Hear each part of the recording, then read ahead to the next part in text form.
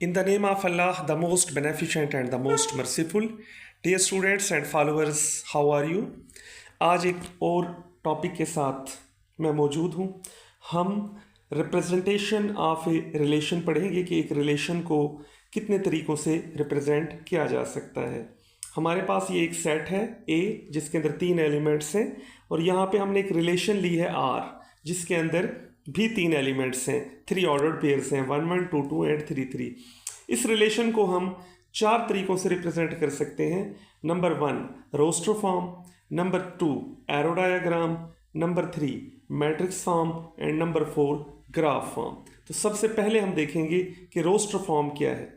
जैसे कि आपको ये रिलेशन नज़र आ रही है R, तो इसको रोस्टर फॉर्म में रिप्रेजेंट करना मीन कि ऑर्डर्ड पेयर्स को आपने करली ब्रैकेट्स के अंदर लिखना है सेपरेटेड बाय कोमास। तो यहाँ पे आप देखें कि इस रिलेशन की जो रोस्टर फॉर्म है वो यही है जो यहाँ पे लिखी हुई है। तो जब भी रोस्टर फॉर्म की बात की जाएगी तो हम इसी वे में इसे रिप्रेजेंट करेंगे। उसके बाद हम चलते हैं नेक्स्ट। सेकंड हमारी है एरो डायग्राम। एरो डायग्राम के ज़रिए हम रिप्रेजेंट कर सकते हैं, इसी रिलेशन को हम रिप्रेजेंट करेंगे एरो डायग्राम के ज़रिए। तो यहाँ पे देखें कि ये जो हमारी सेट A है जिसमें ये रिलेशन है, आप इस तरह से 2 सेट्स बनाएंगे और इसमें 3 एलिमेंट्स हम लेंगे 1 2 एंड 3 और यहाँ भी 1 2 एंड 3।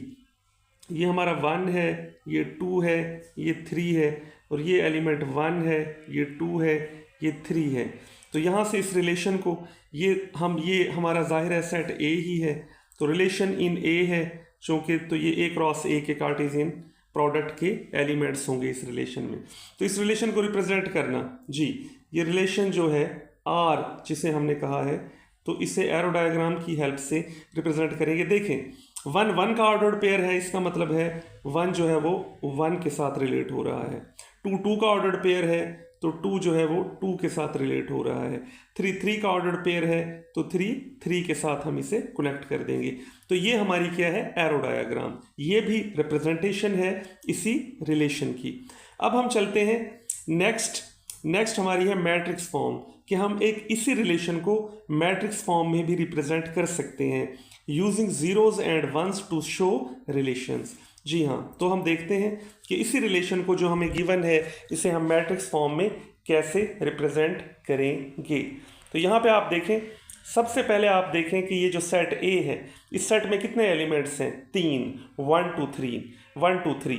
तो आपने एक 3 बाई 3 का मैट्रिक्स बनाना है इस तरह से, और इसके लेफ्ट पे ये कॉलम शेप में ब्रैकेट से बाहर आपने इस सेट के तीनों एलिमेंट्स को लिख देना है 1 2 एंड 3।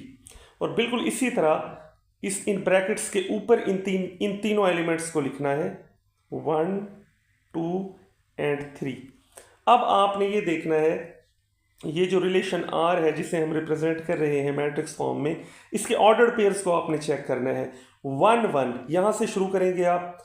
1 1 का ऑर्डर्ड पेयर इसमें मौजूद है, अगर होगा तो उसके सामने आप एंट्री 1 लगा देंगे। उसके बाद 1 2 आप देखें 1 2 का जो है आपका ऑर्डर पेयर यहाँ पे मौजूद नहीं है, तो 1 और 2 ये 2 के नीचे यानी 1 के सामने और 2 के नीचे 0 लगा देंगे। 1 3 भी इसमें नहीं है, 1 3 तो यहाँ पे भी 0 लगा देंगे। उसके बाद सेकंड रो पे आते हैं 2 2 1 2 को 1 के साथ हम चेक करेंगे। 2 1 क्या इसमें मौजूद है? नहीं है, तो यहाँ पे हम इसके सामने 0 लगा देंगे। 2 2 इसमें मौजूद है तो हम यहाँ 1 लगाएंगे। 2 3 इसमें मौजूद नहीं है तो यहाँ पे 0 आएगा। फिर हम नीचे थर्ड रो में आएंगे, थर्ड रो को फिर फर्स्ट कॉलम के साथ 3 1, तो हम देखेंगे 3 1 इसमें मौजूद नहीं है तो यहाँ 0 आएगा। उसके बाद 3 2 भी इसमें नहीं है तो यहाँ 0 आएगा, और 3 3 इसमें मौजूद है तो यहाँ 1 आएगा।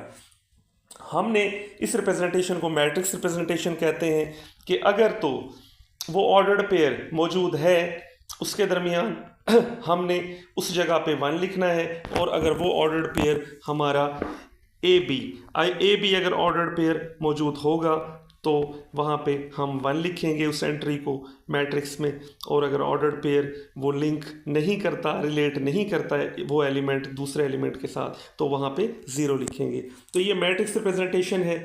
इसके बाद अब हम चलते हैं ग्राफ फॉर्म के। ग्राफ क्या है, आपने ग्राफ थ्योरी पढ़ी हुई है तमाम स्टूडेंट्स ने। इसकी एक रिप्रेजेंटेशन है graph representation G, using vertices and edges. इसी एग्जांपल को देखते हैं। आपने करना क्या है कि यहाँ पे हम देखेंगे कि ये जो सेट है हमारा ए, इसके अंदर कितने एलिमेंट्स हैं, 3 एलिमेंट्स हैं। तो हम यहाँ पे 3 एलिमेंट्स हैं 1 2 3, तो 3 वर्टिसेस हम लगा लेंगे 1 2 एंड 3।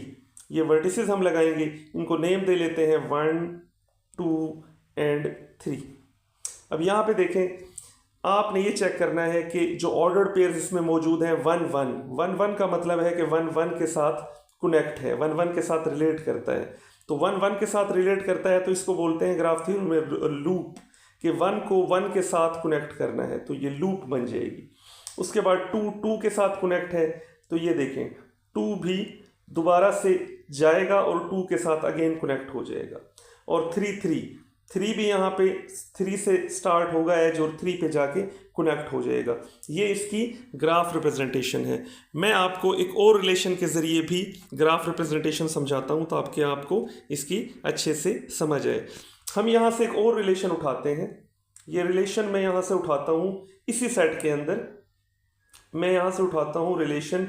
फॉर एग्जाम्पल इसके अंदर ये एलिमेंट्स हैं 1 2, थोड़ा सा हम डिफरेंट लेते हैं 2 3, और फिर हम ले लेते हैं फॉर एग्जाम्पल 3 2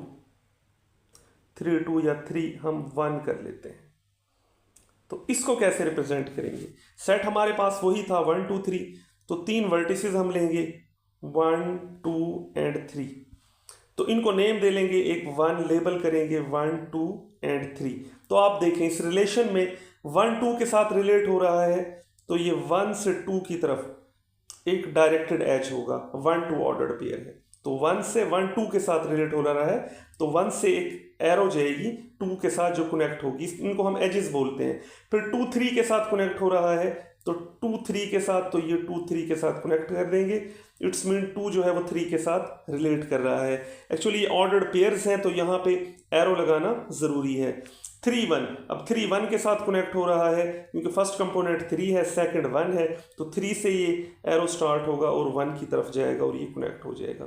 तो ये एक डायरेक्टेड ग्राफ है। ये इसकी रिप्रेजेंटेशन है कि किसी भी रिलेशन को हम 4 तरीक़ों से रिप्रेजेंट कर सकते हैं। डियर स्टूडेंट्स, उम्मीद है आपको इस कॉन्सेप्ट की समझ आई होगी। नेक्स्ट वीडियो में एक इसी तरह किसी अच्छे कॉन्सेप्ट के साथ मिलेंगे। तब तक के लिए इजाज़त, अपना ख्याल रखिएगा, दुआओं में याद रखिएगा। अल्लाह हाफिज़।